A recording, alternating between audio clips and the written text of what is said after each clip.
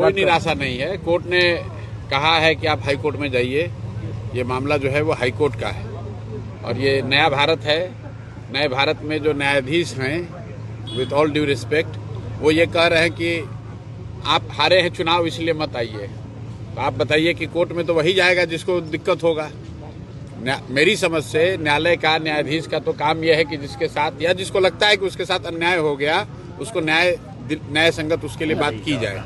उस कोर्ट का काम ये नहीं है कि किसको कितना वोट मिला है। और अगर वोट मिलने की बात है तो भाई 15 लाख से ज़्यादा लोगों ने जनसुराज को वोट दिया है, तो 15 लाख लोगों का कोई अधिकार नहीं है। लेकिन चलिए, वो तो अपने कुर्सी पर बैठे हुए हैं, जो टीका टिप्पणी करनी थी उन्होंने कर दी।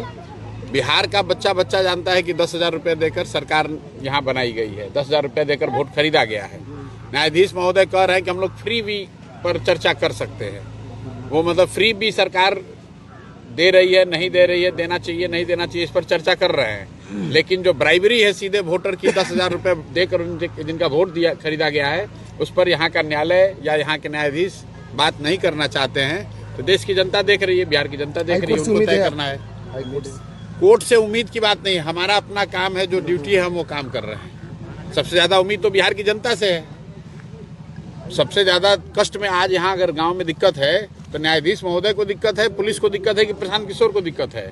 सबसे ज्यादा दिक्कत यहाँ के रहने वाले लोगों को है।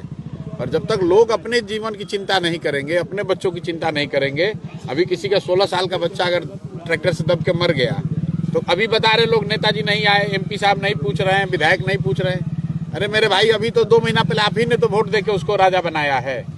तो जनता के पास जब वोट देने का अवसर आता है तब तो आप 10,000 रुपये में बिक जाते हो, और फिर अभी आप संकट आया है तो आप परेशानी में पड़े हैं। तो हम लोग का काम है जनता के बीच में जाकर उनके साथ खड़ा होना, उनको बताना, समझाना, बार बार ये बताना कि भाई अगर आप अपनी चिंता नहीं करेंगे तब विधायक, मंत्री, न्यायालय, प्रशांत किशोर, कोई भी आदमी आपका चिंता नहीं करेगा।